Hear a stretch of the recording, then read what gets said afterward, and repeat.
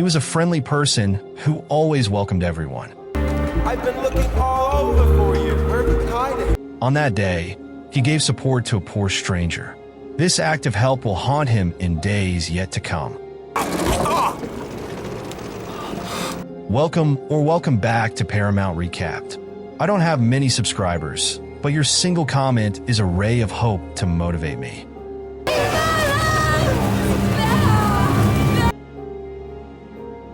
Tom Ripley is a young man in New York during the late 1950s, doing whatever he can to scrape by, whether it's lying, forging, or impersonating others. Basically, he's the kind of guy who could win an Oscar for best pretending to be somebody else. One day, while working as a restroom attendant at a fancy hotel, talk about a crappy job, he runs into a Princeton graduate who bribes him to play piano at an alumni event because the guy broke his hand. Ripley takes the offer. After all, who can say no to money, right? At the event, Tom's playing piano with a girl when he catches the eye of Herbert Greenleaf, a wealthy businessman. Greenleaf. My wife, Emily.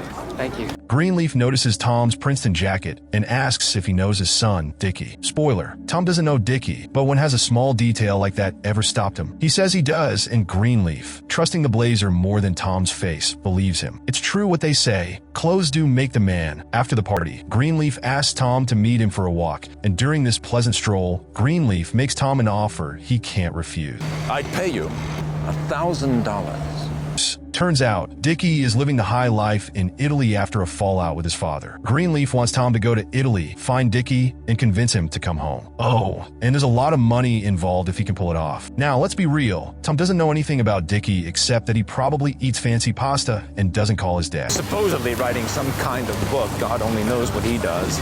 But hey, money's money. So Tom says yes faster than you can say spaghetti alla carbonara. Tom, after returning the borrowed Princeton jacket, because pretending to be rich has limits, meets Mr. Greenleaf again. It turns out Tom's personal life isn't exactly glamorous. He lives in a tiny, rundown apartment, struggling to get by. It's implied that he was kicked out by his parents after coming out as gay, and now he's searching for something, anything really, to fill the void. At this point, Tom's loneliness is almost as thick as the plot. Greenleaf gives him more details about his son, calling him spoiled, which is just a nice way of saying, I raised a rich brat who hates me. Without a clue about who Dicky really is, Tom packs his bags and heads to Italy. And let's be honest, who wouldn't take a free trip to Italy, even if you're on a mission to bring home someone who doesn't want to be found? On the boat ride over, Tom meets a wealthy textile heiress named Meredith Logue. And because Tom can't resist impersonating someone else for 5 minutes, he pretends to be, surprise, Dicky Greenleaf. I guess Tom figures, if you're gonna fake it, might as well fake being rich, right? Meredith is impressed because, well, who wouldn't be impressed by Dicky Greenleaf? After all, being a fake somebody beats being a real nobody in Tom's book. Once in Italy, Tom starts spying on Dicky from a distance, using a telescope like some kind of sunburned James Bond. He discovers Dicky's beach routine and that he's always with his fiancée, Marge Sherwood. After gathering enough information, Tom finally works up the nerve to introduce himself in person. He pretends they knew each other at Princeton, and although Dicky can't remember him, probably because Tom made it all up, he eventually buys the story. Because who wouldn't believe a smooth-talking stranger in sunglasses? Tom quickly worms his way into Dicky's life, and soon they're inseparable, partying every night, going out on Dicky's boat, and living it up. It's like a 50s Instagram lifestyle, but without the influencers. Tom keeps his true intentions under wraps, of course, because nothing says friendship like a hidden agenda. Dicky even invites Tom to move in with him and Marge. I mean, what could go wrong with that? But Tom's perfect new life has a few cracks. He discovers that Dicky has a secret lover, which makes Tom wonder if Dicky's as loyal to Marge as he is to his boat. This realization gives Tom more leverage, but things really start to unravel when he admits to Dicky that his dad paid him to bring him back to the States. Naturally, Dicky's not thrilled about this and refuses to go home. But instead of sending Tom packing, they come up with a scam to keep getting money from Mr. Greenleaf by pretending that Dicky is still considering a return. Tom's motto at this point? Why work when you can just con people? Eventually, Tom memorizes Dicky's signature, adding forgery to his list of skills. Because if you're going to be a criminal, might as well be a multi-talented one. The two plan a trip to Rome, but things take a turn when they meet Freddie Miles, one of Dicky's old friends. Freddie doesn't like Tom, and the feeling's mutual. It's like when your best friend suddenly starts hanging out with someone you can't stand. Except, way more dangerous. Dicky starts spending more time with Freddie, leaving Tom feeling like the third wheel. Eventually, Dicky tells Tom to go explore Rome alone while he has fun with Freddie. Tom, obviously unhappy, agrees but waits for Dicky at the train station later that night, thinking about all the ways his plan might still work. Because really, Tom's just one bump off the rails away from trying something drastic. After Dicky fails to show up, Tom heads back to Italy alone, where he finds himself in Dicky's empty house. He decides to try on Dicky's clothes, only to be caught red-handed when Dicky unexpectedly returns with his friend, Freddie. While Dicky seems a bit suspicious, Freddie can't help but taunt Tom, adding to his embarrassment. Soon after, tragedy strikes when a woman Dicky impregnated drowns herself after he refuses to support her financially. The incident throws Dicky into despair, making him resent Tom even more. Tom, however, is conflicted, torn between his attachment to Dicky and the luxurious life he's been living by his side. In what seems like a farewell gesture, Dicky invites Tom on a final sailing trip to San Remo. Out at sea, Tom suggests they live together in Italy next year, but Dicky shuts him down, revealing his plans to marry Marge and hinting at his frustration with Tom's constant presence. Hurt and furious, Tom snaps and kills Dicky in a fit of rage, then sinks the boat with Dicky's body inside. Back on shore, Tom is mistaken for Dicky by the hotel concierge. Realizing he could assume Dicky's identity, Tom forges documents, manipulates friends, and creates an elaborate scheme to make it appear that Dicky is alive, living off his wealth and keeping up the charade. Tom's plans hit a snag when Meredith shows up, still thinking he's Dicky. He rents a big apartment and spends a lonely Christmas with expensive gifts to himself. But his isolation doesn't last long. Freddie tracks him down, looking for Dicky. Freddie quickly grows suspicious, noticing that the apartment doesn't fit Dicky's style and that Tom has oddly started imitating Dicky's mannerisms. When Freddie hears piano music, something Dicky never played, he confronts Tom. Panicked, Tom kills Freddie with a statue and disposes of his body in a creek, where it's soon found. Tom's life spirals into a game of hide-and-seek as he dodges Italian police and Dicky's friends. He fakes a suicide note from Dicky and relocates to Venice under his real name. While Mr. Greenleaf still trusts Tom, he grows nervous and hires a private investigator, Alvin McCarran, to look into Dicky's disappearance. Marge grows suspicious after finding Dicky's rings in Tom's bathroom, and she confronts him just as Peter, a friend, arrives with a key Tom gave him. In a tense showdown, Marge, Mr. Greenleaf, and McCarran all confront Tom in Venice. Yet, fortune favors Tom. McCarran uncovers dark details about Dicky's past, convinces Mr. Greenleaf to drop the investigation, and secures a deal for Tom. If Tom cooperates and keeps quiet, Mr. Greenleaf will allocate part of Dicky's trust fund to him. Marge, frustrated by the turn of events, accuses Tom of being involved in Dicky's disappearance before Mr. Greenleaf and McCarran lead her away. Feeling isolated from them and Tom, Marge decides to return to America. Now together, Tom and Peter embark on a cruise, only to find Meredith is also on board. Tom realizes he can't prevent Peter from meeting Meredith, who would inevitably learn he's been impersonating Dicky. Unable to solve this predicament by harming Meredith, since she's traveling with her family, Tom goes to Peter's cabin and suggests they stay below deck for the duration of the cruise. However, he quickly dismisses this idea, lacking a legitimate reason to keep Peter hidden. In a moment of desperation, Tom strangles Peter to death and throws his body overboard before returning to his cabin alone. While Tom knows he's evaded justice for his crimes, he also comes to terms with a lonely existence devoid of love or acceptance. It's a heavy price to pay for living a life built on deceit and impersonation.